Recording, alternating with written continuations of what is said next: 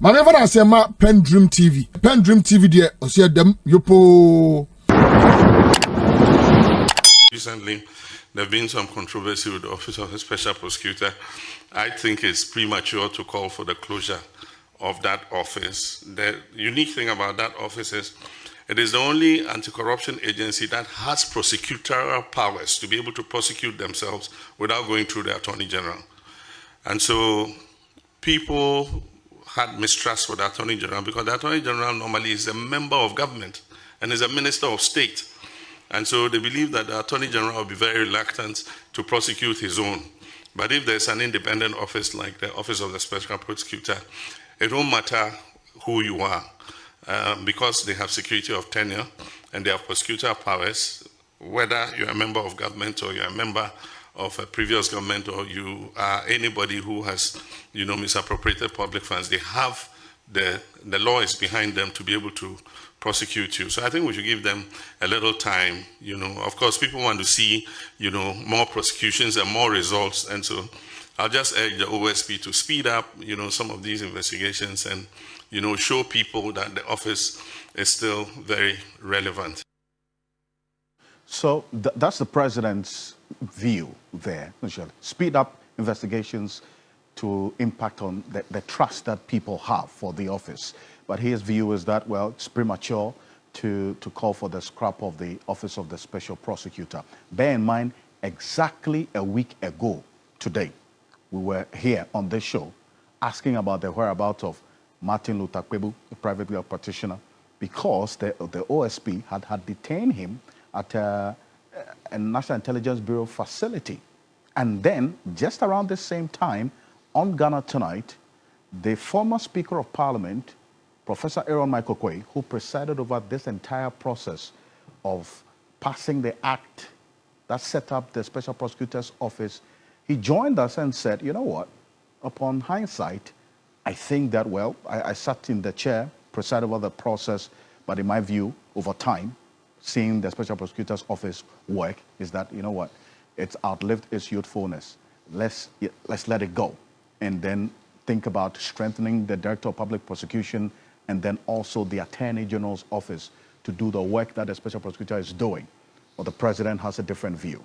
But when the president was talking earlier this afternoon, these two honorable members of parliament, the majority leader, Mama Ayariga, and the Honorable Nelson Roxon Dafeamekpor were also on a path, a different path from what the president was thinking.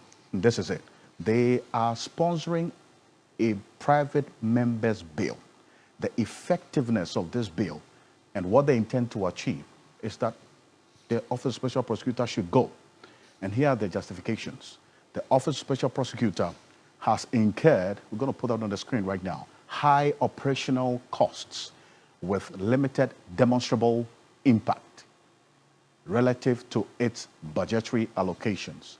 That's the first justification. They also say operational experience has revealed persistent challenges, including duplication of constitutional prosecutorial functions. And take note of that, because we'll come back to something related. Duplication of constitutional prosecutorial functions, institutional friction. And you remember I talked about this institutional friction, had this whole unnecessary, tough war between themselves, the OSP, the Attorney General's office, and IOCO, sometime last year when on this matter of Cecilia Dapa, if you recall. That friction they talk about. And then in this year as well, there's the Deputy Attorney General, Dr. Sremsai, talking about the extradition process of Ken Oforiatta and that they had asked some documents, the docket from the Office of Special Prosecutor, they were yet to receive it. All of that is pointing to this friction that he's talking about. And the jurisdictional overlap, resulting in delays and inefficiencies. And then also, they say, consolidation of all corruption prosecutions under the Attorney General to enhance efficiency, accountability, coordination, and prudent use of public resources.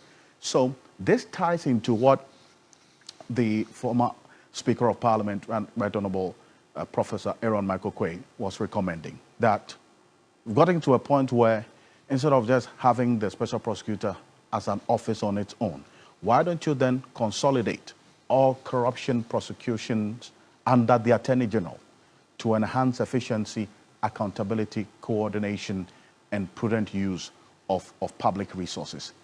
Prior to the establishment of this OSP, all these arguments came to play on the floor of Parliament, that the DPP, that's the Director of Public Prosecution, should be strengthened.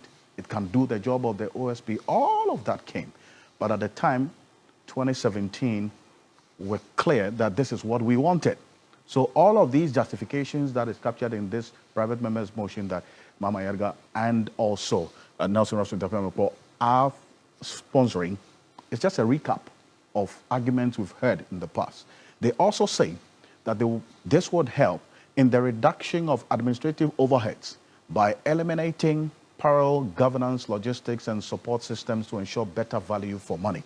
These are the justifications that the two senior, in fact, the leaders of this parliament are financing for the sponsoring this private members bill to have the special prosecutor's office scrapped.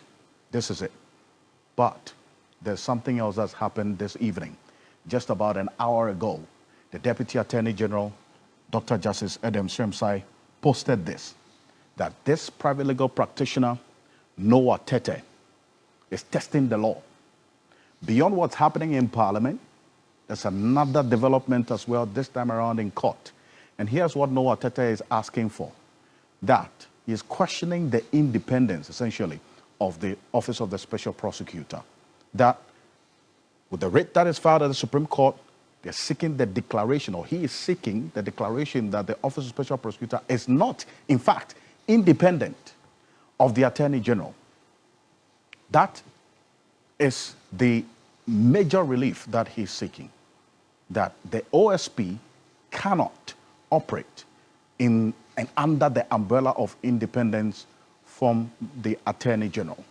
And here's why. He references Article 88(1), 3, and 4 of the 1992 Constitution, and I quote, "There shall be an Attorney General of Ghana who shall be a Minister of State and the principal legal advisor to the government. The Attorney General shall be responsible for the initiation and conduct of all prosecutions." Remember, one of the justifications for this private member's motion by Dafeamekpor and Mama Ayariga, they talk about prosecutorial powers. This is it. Now, 3, all offenses prosecuted in the name of the Republic of Ghana shall be at the suit of the Attorney General or any other person authorized by the Attorney General in accordance with any law. So any other person who is prosecuting in the name of the Republic cannot do that on their own. It must be under the delegated authority of the Attorney General and not an independent body for that matter. So he puts emphasis on this, Article 88(1), 3, and 4. And if you look at the Special Prosecutors Act, in fact, the act that establishes the Office of Special Prosecutor, this is where the relief is seeking to address. And this is it, that except as otherwise provided in the Constitution, the office is not subject to the direction or control of a person or an authority in the performance of the functions of the office. So then, where lies the delegated authority that the Attorney General would give to the Office of Special Prosecutor if they're not going to be subject to the direction or authority of any other person?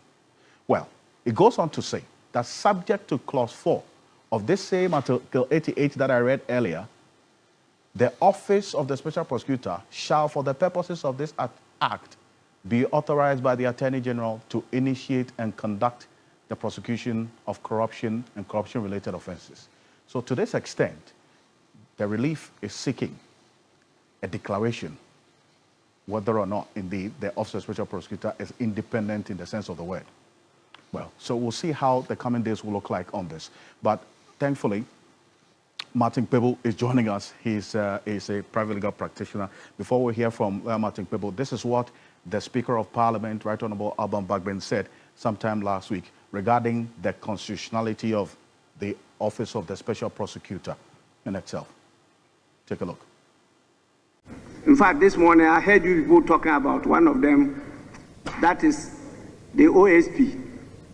And if you recall, during the deliberation on the OSP, a number of us stated on the floor of this house that there's no constitutional basis. But we wanted to signal to the world that we are going to fight corruption. At the end of the day, we have seen the results.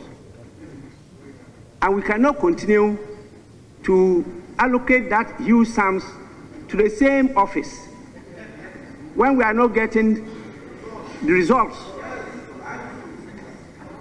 This is one of the agencies we should be looking at. It's getting almost the same amount like the Attorney General's Department.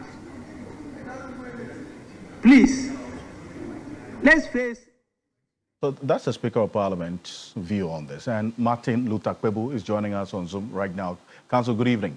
Thank you for joining us here on Ghana Tonight. Exactly a week ago, at some point, you were nowhere to be found. We were looking for you all over the place until we got to know that you were at a National Intelligence Bureau facility. Now, 1 week on, how's the reflection been like for you?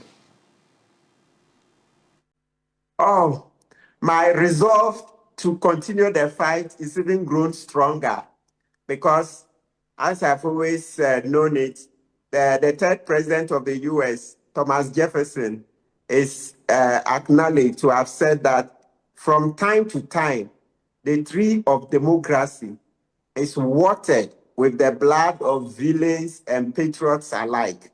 So as you fight, corruption will fight you back. Yeah, now I'm sure 1 week Kokise Jabi is seeing his smoothness level. He and Albert Akrugu, Sami Dako, right? Yes, they've seen, and then Abraham Ablomesa, they've seen their smoothness level. Ghana is shown that we are stronger than the four of them combined. That public office is not for a power trip or power plea, or we show you where power lies. And also, you see how the conversation has blossomed. It's good. Honorable Ayariga and Honorable Dafeamekpor have also taken it to a different level. And the president of Ghana has waded in. So bottom line, by the time we are done, minimum, we'll get better reforms so that the law will be better, so that the fight against corruption will be stronger. So that's where we are headed for. See, and you reference what the president said. He says it's premature to call for the scrapping of the Office of Special Prosecutor. I know that's not your demand, but then again, it's coming at a time when the current speaker and the former speaker who presided over this whole process of establishing the office in Parliament says it's time to do away with the office because it's outlived its usefulness. Now, how does this strike you, especially because of these positions that have been espoused and what is even happening in Parliament right now with the leadership of the NDC? It's good that, as I said, for me, is the conversation. You see, whatever it is the conversation, and the conversation is leading to improvement. So you see, for the president to come out and say he had to, because if he didn't, you see, some people have started saying, hey, these are the politicians. They want to gather around and repeal the law so that they can have a free day to be able to loot us, etc. You've heard those conversations, right? So I'm sure the president has come out early in order to stop giving currency to that argument. But our representatives, that's the MPs, also deserve to have their say. So those who are saying they want the repeal, when they go and move the motion, do all those things, they will have their say. So that at the end of the day, we'll compare all the arguments and then see what to do. But like I said earlier, even if we are not doing the repeal, and it appears majority of the people will say, let's not repeal, it will lead to changes. Some of the greatest changes will be, like you said, this abuse of power to arrest anyhow, abuse of power to arrest when OSP doesn't have the mandate to prosecute for obstructing an officer, right? things like he alone will see the petitions. So if he sits on a petition, he suppresses it, that's the end. We'll have changes in the law so that when a petition is presented to OSP, a committee of maybe 10 persons will see it, so that the chances of one person being able to suppress it will be almost done away with. We'll be able to get other changes, such as the appointment process. That's also very important, so that we'll stop appointing people who are too linked to politicians. Like Isi Ejabin, he was too linked to Gabi, too linked to Furiata, because he worked for these two people. This is the last time we will appoint such a person, because you see the conflict will affect the work to the extent that he cannot even shout to stop Furiata from traveling. And by saying that, Mr. Okansi, please, when you go to Makola, effective communication, when they want to arrest somebody who is committed a crime, they say Julo. They haven't said the person is guilty. They know it has to go to court. But that's how we say it. So in this case, Kisi was supposed to say, hey, Julo, Ebio Kromfo, Munchenomame to Ghanaians, so that will help him. As to whether Oforiatta is guilty or not, the court will decide. So those are some of the changes, and a lot more. We don't have time to be able to go through all. So for me, minimum, we'll get vast improvements in the law, and that's not bad. If Ghanaians finally decide that it is scrapped, I'm sure the arguments will show who wins the debate. It's also important that you ended at that analysis that, well, the market language will still be tested in court eventually. But then again, there's something interesting that's happening, right? And Council, and quickly before I let you go, the president today says, in my view, my opinion, it's premature to talk about scrapping the office of the special prosecutor. Then, on the other hand, you have leaders of his party in parliament, the majority leader and the majority chief whip, also sponsoring a private member's motion to scrap the office that the president says, you know, in my view, it's premature. How do you see the path of this particular two divergent views traveling in the days ahead? I expect the MPs to go on. It's a debate. Remember, the president has come to state his opinion. He has not publicly, and that would even be undemocratic, asked the leaders to stop. And we don't want the conversation to stop, no. So let the conversation go on in parliament. And as I've said, others will weigh in, okay? Others will weigh in. So, we all know that generally President Mahama's record on freedom of speech, etc., is better than the previous president, right? So Mahama has not come out to stifle the debate. He has come to remove his mouth from the debate because, you know, people already accusing him. So Dafeamekpor and Honorable Ayariga, I'll be going to give them support. That, for me, as I said, let more people weigh in. You see the changes I've already mentioned.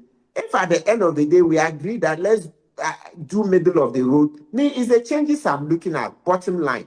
Because, you know, I've already had my say, where I said, because it's good to do division of labor. So instead of having, let's say, 2,000 prosecutors and the Attorney General, if you divide it, Yoko has 500 prosecutors, OSP has 500, etc. The head of the OSP, okay, supervising 500 prosecutors is likely to do a better job than, let's say, one man supervising 2,000 prosecutors in one Attorney General. So me, I've made my argument based on economics that generally division of labor brings about efficiency, better outcomes. So that's the argument I'm making. The others also weigh in. So division of labor, meaning that we should keep the current system where we have Office of Special Prosecutor, where we have Attorney General, and where we have Yoko, etc. Even possibly a fourth institution to be in charge of asset declaration laws, you know, those things too, because charge is inundated, right? Right. So I'm in favor of this. Okay. But let other people also come in, and then we would see how it goes. We'll see which argument is superior. And these are the divergent views, obviously. That makes the democracy what it is. Thank you. Thank you for joining us. Martin Kpebu is private legal practitioner. Thank you for joining us here on Ghana Tonight. And as I indicated a week ago, we're all over the place looking for you. But have a good night. Thank you. But Madama Mamena PENDREAM TV as. Now so far so good. Say open online portal e Ghana. Ah, nipa share, nipa follow, nipa comment here. To my best of knowledge, without any biases, PENDREAM TV.